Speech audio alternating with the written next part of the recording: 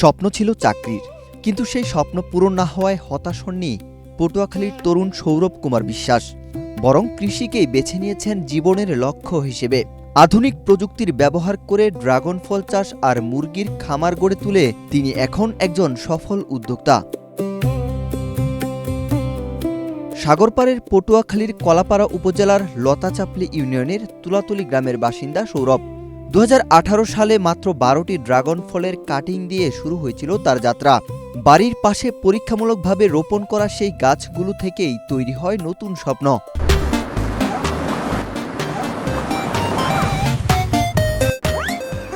বাগানটা আমার কোনো পরিকল্পনা ছিল না।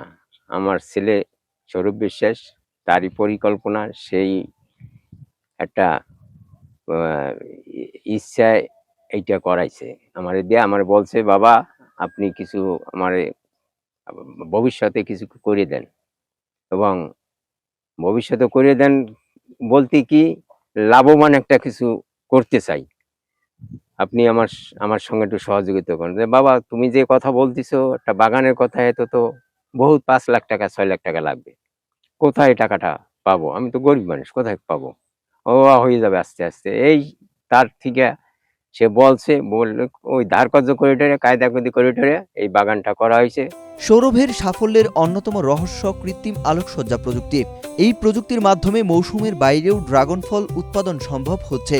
ফলে বাজারে যখন ড্রাগনের সরবরাহ কম থাকে তখনই বেশি দামে বিক্রি করতে পারছেন তিনি। বাগানে দেখা যাচ্ছে কি ভালোই লাভবান। যে টাকা খরচা গেছে তার দ্বিগুণ টাকা, এই 18 সাল থেকে দ্বিগুণ টাকা উঠে গেছে। তাতে আমার ছেলে যথেষ্ট ভালোই আছে।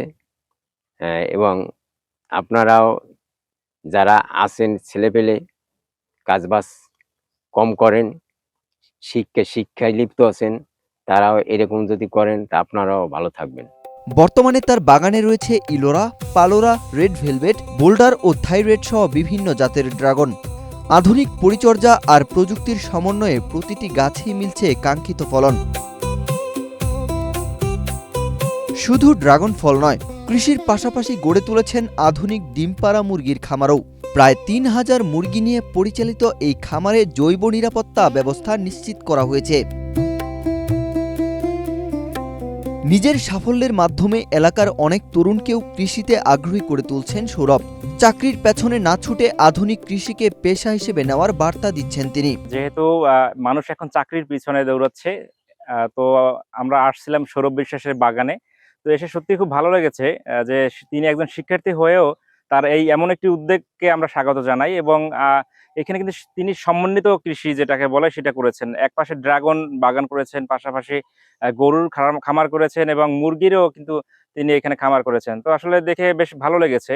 তো তরুণদেরকে আমি বলবো যে আসলে বসে না থেকে, চাকরির পিছনে না দৌড়িয়ে আপনি একজন উদ্যোক্তা হন।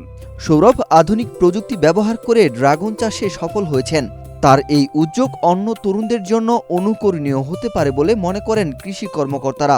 আমাদের লতাচাপলি ইউনিয়নের তুলাতুলি গ্রামের একজন মডেল ড্রাগন কৃষক সৌরভ, সে 2 বিঘা জমিতে ড্রাগনের চাষ করেছেন। এবং আমরা জানি নর্মালি ড্রাগন মে থেকে নভেম্বর এই কয় মাস এটার ফল থাকে, কিন্তু এর বাহিরেও আর্টিফিশিয়াল লাইট ব্যবহারের মাধ্যমে লাইট ইন্টেন্সিটি ঠিক রেখে যে ড্রাগন করা যেতে পারে, তারই একটি উজ্জ্বল দৃষ্টান্ত আমাদের সৌরভ। এবং সে 2 বিঘা জমি থেকে 1 বছরে 9 লক্ষ টাকা ড্রাগন বিক্রি করতে পারে।